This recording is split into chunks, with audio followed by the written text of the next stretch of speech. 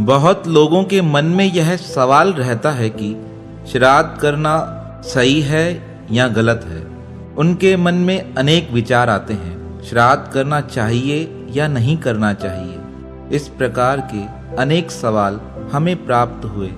हम इन श्राद्धों के विषय में आपको 3 सच्ची प्रमाणिक घटनाएं बताने जा रहे हैं। एक घटना का जिक्र तो दिल्ली के मुख्य पत्र हिंदुस्तान में 8 फरवरी 1966 में प्रकाशित किया गया।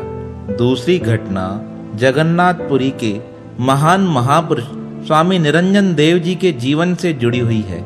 तीसरी घटना वृंदावन की महान भगवती मई पूज्य माता मां आनंदमयी के जीवन से संकलित है।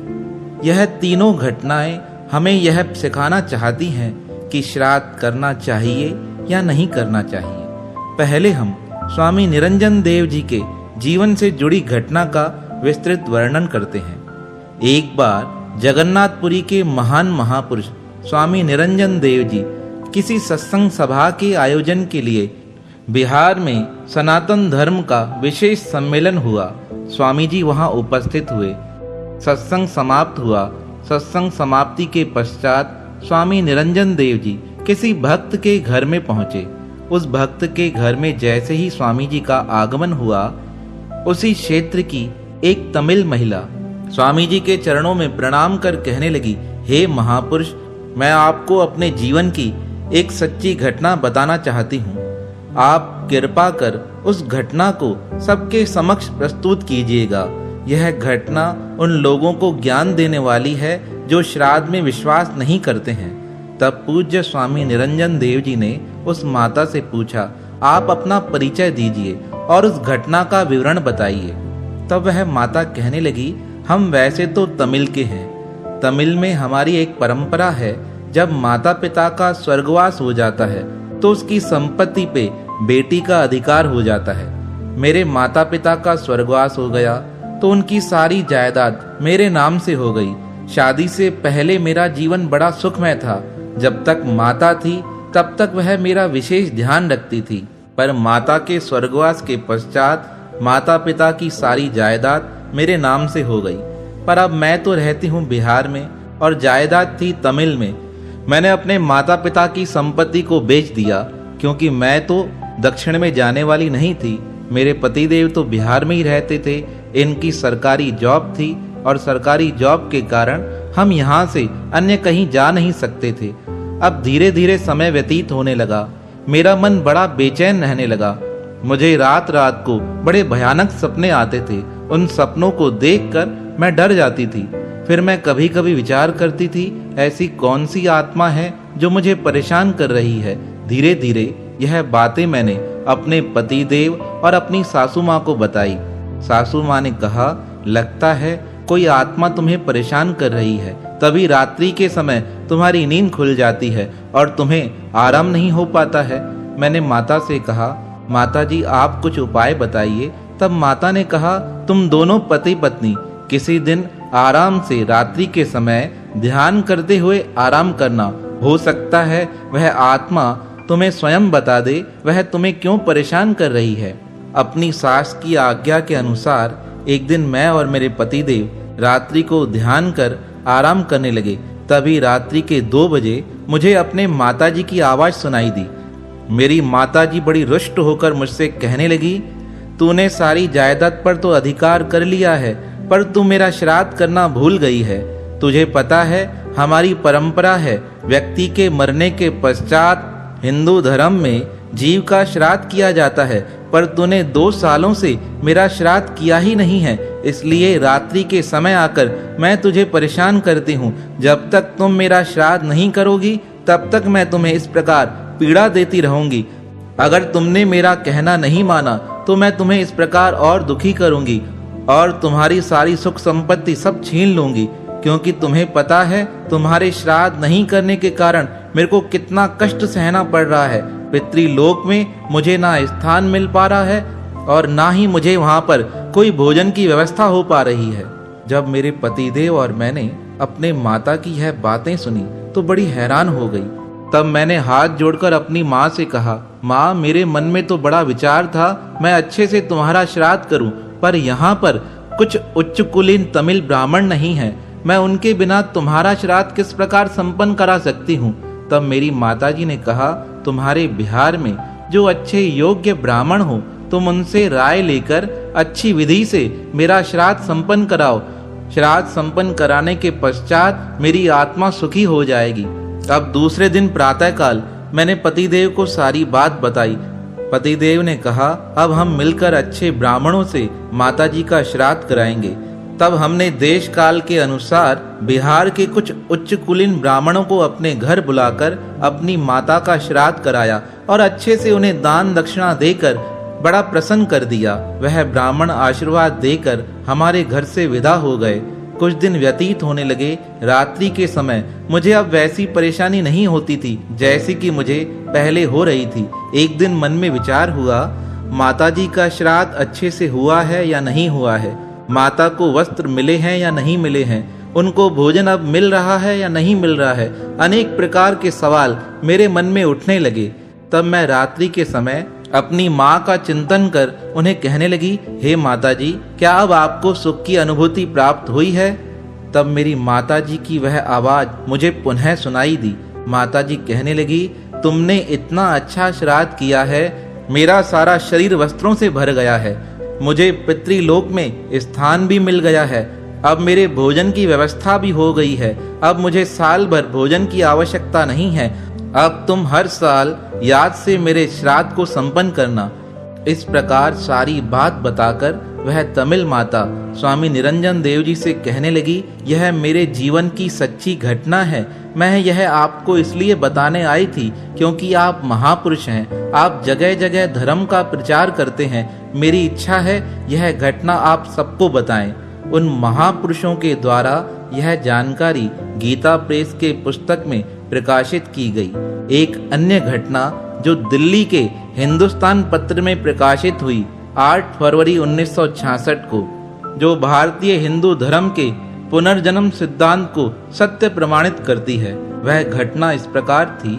रोहतक के गांव में चंचल कुमारी नाम की एक बच्ची ने जन्म लिया। वह बचपन से बड़ी शांत थी।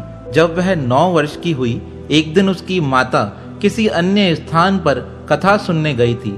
जब माता लौट कर आई तो उस चंचल कुमारी ने अपनी माता से पूछा, माता, आज कथा में क्या सुनकर आए? तो माता ने कहा, मुझे तो कुछ याद नहीं है। तब वह 9 साल की छोटी चंचल कुमारी अपनी माँ से कहने लगी, आपको तो कुछ भी याद नहीं है, पर माताजी, मुझे तो पूर्व जन्म का सारा वृतांत याद है। पहले तो माता ने उस बच्ची के बात पर ध्यान नहीं दिया। फिर वह बार बार माता से कहने लगी, माताजी, पूर्व जन्म में मेरा पानीपत में जन्म हुआ था। मेरा नाम कृष्णलाल था। मेरे पिताजी का नाम राम प्यारा नागपाल था। मैं स्कूल में मास्टर थी। 25 वर्ष की अवस्था में मेरे पेट में इतना भयंकर रोग हुआ, उस रोग ने मेरी जान ले ली। मेरी सगाई तो हो चुकी थी, पर अभी विवाह नहीं हुआ था। मुझे अपने भाइयों और अपने अन्य सदस्यों का नाम भी याद है। चंचल कुमारी की बातें सुनकर माता बड़ी भयभीत हो गई। कहने लगी, यह कैसी बातें करती हो? जब रात्रि के समय उसके पिताजी घर पे आए, माता ने अपनी बेटी की सारी बातें पिताजी को बता दी। पिताजी कहने लगे, बेटी तुम क्या कहती हो? चंचल कुमारी कहने लगी, मेरा पानीपत में पूर्व जन्म हुआ था। मैं स्कूल में मास्टर थी। किसी रोग के कारण मेरा देहांत हो चुका था। पिता ने कहा, उसके पश्चात चंचल कुमारी बताने लगी, उसके पश्चात लाहौर में एक मुस्लिम परिवार के घर गाय के रूप में मेरा दूसरा जन्म हुआ। पिताजी, यह मेरा तीसरा जन्म है, क्योंकि जब मैं गाय बनी थी तब उस मुस्लिम मालिक ने मुझे डंडों से इतना मारा कि मैं उसकी मार सहन न कर सकी। उसकी मार को खाकर मेरे प्राण निकल गए। अब मैं पुनः आपके पास तीसरे जन्म में आपकी बेटी बनी हूँ। अपनी बेटी की बातों की सत्यता को जांचने के लिए उसके पिता उसके कहे अनुसार पानीपत में पहुंचे। पानीपत पहुंचने पर उन्होंने किसी से पूछा, क्या यहाँ पर कुछ वर्ष पूर्व श्री कृष्णलाल मास्टर जी रहते थे? तो वहाँ के लोगों ने कहा, यहाँ पर एक मास्टर जी रहते थे जिनका भयंकर पेट दर्द के कारण प्राणांत हो गया था। पानीपत के लोगों की बात सुनकर चंचल कुमारी के पिताजी को पूरा यकीन हो गया कि मेरी बेटी को पूर्व जन्म की सारी बातें याद हैं। तो हमारा भारतीय साहित्य पुनर्जन्म पर विश्वास करता है और पुनर्जन्म शास्त्रों में वर्णित है, तो इसलिए श्राद्धों का भी विशेष महत्व हो जाता है। हमारी जो जीवात्माएं इस संसार को छोड़कर अन्य लोक में चली जाती हैं, कभी कभी श्राद्ध नहीं होने से उन्हें अनेक कष्टों को सहन करना पड़ता है। उन्हें कष्टों से बचाने के लिए व उनका आशीर्वाद प्राप्त करने के लिए यह श्राद्ध होना अति आवश्यक है। तीसरी घटना इस प्रकार है। एक बार भारत की महान महापुरुष माँ आनंदमयी से किसी ने पूछा, अगर पूर्व कर्मानुसार किसी जीव का पुनः जन्म हुआ है तो क्या उसे भी श्राद्ध का फल प्राप्त होता है? तो माँ आनंदमयी ने एक बड़ी सुंदर कहानी बताई थी। उन्होंने कहा, किसी गांव में एक भगवान का प्यारा फकीर और एक पुजारी जी आपस में बड़े गहरे मित्र थे। एक दिन वह पुजारी और वह भगवान के प्यारे भक्त कहीं से गुजर रहे थे। तब अचानक पुजारी जी को कटहल की खुशबू आई। कटहल की सुगंध का अनुभव प्राप्त कर पुजारी जी उस भक्त से कहने लगे, इस मौसम में कटहल तो आते नहीं है, फिर मुझे कटहल की यह सुगंध किस प्रकार प्राप्त हो रही है? तब भक्ति जी ने कहा, चलो गांव में देखकर आते हैं किसने कटहल की सब्जी बनाई है। तब वह दोनों भक्त और पुजारी जी एक स्थान पर आकर पहुंचे जहां से कटहल की बड़ी जोर से सुगंध आ रही थी। वह उस भक्त के घर में गए। वहां जाकर भक्त जी ने उस व्यक्ति से पूछा, आपने कटहल की सब्जी क्यों बनाई है? इस मौसम में तो कटहल आते नहीं हैं। तब वह व्यक्ति कहने लगा, आज मेरे पिताजी का श्राद्ध था, मैंने उनके निमित्त यह कटहल की सब्जी बनाई है, क्योंकि मेरे पिताजी को यह कटहल की सब्जी बड़ी पसंद थी। यह सारी बात सुनकर भक्ति जी को बड़े जोर से हंसी आ गई। वह पुजारी जी को अपने साथ लेकर घर से बाहर निकल आए। पुजारी ने कहा, हे भक्त महाराज, आप हंसते क्यों हो? तब भक्ति जी ने कहा, तुम्हें सच्चाई बताऊंगा तुम्हें यकीन नहीं होगा, पर तुम मेरे मित्र हो इसलिए मैं तुम्हें सच्ची बात बता देता हूँ।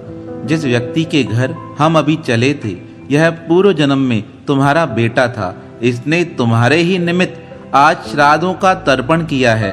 उसे पता था पिछले जन्म में तुम्हें कटहल की सब्जी बड़ी पसंद थी, इसलिए उसने तुम्हारे श्राद्ध को संतुष्ट करने के निमित्त आज कटहल की सब्जी बनाई थी। इसलिए तुम्हें घूमते घूमते कटहल की वह सुगंध महसूस होने लगी। जब पंडित जी ने भक्ति जी की यह बात सुनी, वह बड़ा आश्चर्य करने लगा। पूछने लगा, क्या ऐसा भी हो सकता है? पूरा जन्म के पश्चात भी क्या व्यक्ति को श्राद्ध के फल की प्राप्ति हो जाती है? तब वह फकीर कहने लगा, हमारे हिंदू धर्म में श्राद्धों का बड़ा विशेष महत्व है। कई लोग अज्ञानवश श्राद्ध करना नहीं चाहते हैं, जबकि शास्त्रों में वर्णन है श्राद्धों का। श्राद्धों में की गई सारी क्रियाएं आपके पितरों को प्राप्त होती हैं और पितरों के आशीर्वाद से जीवन में संपन्नता और सुख की प्राप्ति होती है। हमने एक महापुरुष जी के मुखारविंद से बड़ी सुंदर बात सुनी। एक बार किसी ने उनसे पूछा था, क्या किसी व्यक्ति के पितृ मुक्त हो चुके हैं तो क्या उन्हें भी श्राद्ध करना चाहिए? और अगर वह श्राद्ध करेंगे तो उनका फल उनके पितरों को किस प्रकार प्राप्त होगा, क्योंकि वह तो मुक्त हो चुके हैं। तब महापुरुष जी ने बड़ा सुंदर उदाहरण देते हुए उस व्यक्ति को समझाया था कि जैसे तुम किसी व्यक्ति के नाम पत्र लिखते हो, वह पत्र लिखकर तुम उसके पते पर रवाना कर देते हो। अब जब तुम्हारा पत्र वहां पहुंचता है तो तुम्हें पता चलता है उस व्यक्ति ने घर बदल दिया है, तो वह पत्र उस व्यक्ति को तो मिलता नहीं, वह पत्र पुनः तुम्हारे पास वापस लौट कर आ जाता है। उसी प्रकार अगर किसी व्यक्ति के पितृगण मुक्त हो चुके हैं तो उनके लिए श्राद्ध के फल का कोई विशेष महत्व तो रहता नहीं है। तो श्राद्ध का फल उस व्यक्ति को ही प्राप्त होता है जो अपने पितरों के निमित्त यह श्राद्ध करता है। हाँ, पर एक बात और है, वह पितृगण प्रसन्न होकर उसे आशीर्वाद अवश्य देते हैं। इसलिए इस श्राद्ध पक्ष में पितरों के निमित्त श्राद्ध करने का विशेष महत्व हो जाता है। भले आपके पितृ मुक्त हो चुके हों, कैसी भी अवस्था में हो, फिर भी उनके निमित्त यह श्राद्ध अवश्य करना चाहिए। अनेक पुस्तकों में तो वर्णन इस प्रकार सुनने को मिलता है कि जब तक बच्चा 5 वर्ष का होता है तब तक उसे श्राद्धों का ही भोजन प्राप्त होता है। जिस प्रकार उसके परिवार वाले पिछले जन्म के अनुसार श्राद्ध करते हैं, वह भोजन ही उस 5 वर्ष के बालक को प्राप्त होता जाता है। अनेक पुस्तकों में अनेक बातों का इस प्रकार वर्णन है। हमारे गुरुजी से किसी भक्त ने शंका करते हुए पूछा था, हे गुरुदेव, इस लोक में करने वाला श्राद्ध का भोजन पितृलोक में किस प्रकार प्राप्त हो जाता है? तब हमारे गुरुदेव ने बड़ा सुंदर सा उदाहरण देते हुए बताया था, जिस प्रकार आप भारत से किसी को फोन करते हैं। अब फोन में तार तो है नहीं, बिना तार के वह फोन आपका कभी यूरोप लग जाता है, कभी जापान लग जाता है, कभी चीन लग जाता है। कभी सोचा है इस बारे में? पर आपकी बात हो जाती है, कहीं कोई कनेक्शन नहीं है, कोई तार नहीं है। तार के बिना भी आपकी बातें दूर बैठे व्यक्ति तक आराम से पहुंच जाती हैं। आप बताओ किस प्रकार वह बातें यहाँ से वहाँ जा पाती हैं? तब वह भक्त कहने लगा, महाराज, यह हवा अपने माध्यम से हमारी बातों को तरंगों के माध्यम से वहां तक पहुंचा देती है। तब गुरु महाराज ने हंसते हुए कहा, जब एक साधारण सी बात को हवा अपने माध्यम से यहाँ से वहां पहुंचा देती है, और यह श्राद्ध का विषय तो बड़ा भावात्मक है। यह हमारे हृदय की सच्ची भावनाएं पितृलोक में विराजमान हमारे पितरों तक पहुंच जाती हैं। वह भावनाओं के माध्यम से ही इस भोजन को स्वीकार करते हैं और अपने अंतर मन से हमें आशीर्वाद दे हमारा कल्याण करते हैं। इस विषय में शास्त्र ही प्रमाण है। हमारे शास्त्रों में जिन बातों का वर्णन किया गया है, उनका उसी अनुरूप पालन करना चाहिए जैसा उनके विषय में बताया गया है। हम जिन महापुरुषों को अपना आदर्श मानते हैं, उन परमात्मा प्रभु श्री राम ने भी अपने पिता श्री दशरथ जी का श्राद्ध तर्पण किया था। जब महाभारत का युद्ध समाप्त हो गया, तब भगवान श्री कृष्ण के कहे अनुसार पांडवों ने भी कौरवों का श्राद्ध तर्पण किया था। और श्री लक्ष्मी नारायण भगवान के विषय में तो एक बड़ा ही सुंदर प्रसंग आता है। उनकी कृपा से ही गया का वह स्थान निर्मित हुआ जहाँ पर सब लोग जाकर अपने पितरों का पिंडदान करके आते हैं। यह तो शास्त्र की परम सिद्ध बातें हैं। हम अपने बड़ों के आदर्शों पे चलकर अपने जीवन को सही दिशा प्रदान करें। आजकल कई विधर्मियों का हमारे धर्म पर बड़ा गहरा प्रभाव पड़ जाता है। उस प्रभाव के कारण हम अपने धर्म से हट जाते हैं। हमें अपने धर्म की मर्यादाओं में रहकर अपने पर्वों का पालन करना चाहिए। हमारे शास्त्रों ने जिन बातों का निर्देश दिया है, उन बातों का हरदम पालन करेंगे तो हमारा कल्याण हो जाएगा। तो यह श्राद्ध पर्व हमारे लिए करना अत्यंत अनिवार्य है। 3 सत्य घटनाओं के माध्यम से आपको इस विषय में समझ तो अवश्य आ ही गया होगा। मेरी आपसे यही प्रार्थना है, आप निरंतर प्रभु का सुमरन करते रहें। जिन बातों का शास्त्रों में वर्णन किया गया है, उनका अवश्य पालन करें। मैं पहली बार आपको एक बात कहने जा रहा हूँ। अगर आपको हमारी यह बातें, हमारी यह कहानियाँ पसंद आई हों, तो इसे अन्य भक्तों के साथ अवश्य शेयर कीजिएगा, क्योंकि यह सनातन धर्म का विषय है। इसलिए मैं चाहता हूँ इस विषय की जानकारी हमारे आने वाली पीढ़ियों को अवश्य होनी चाहिए। मेरे इस कार्य को आप अवश्य अन्य भक्तों तक पहुँचाएंगे, यही मेरी आपसे शुभेच्छा है।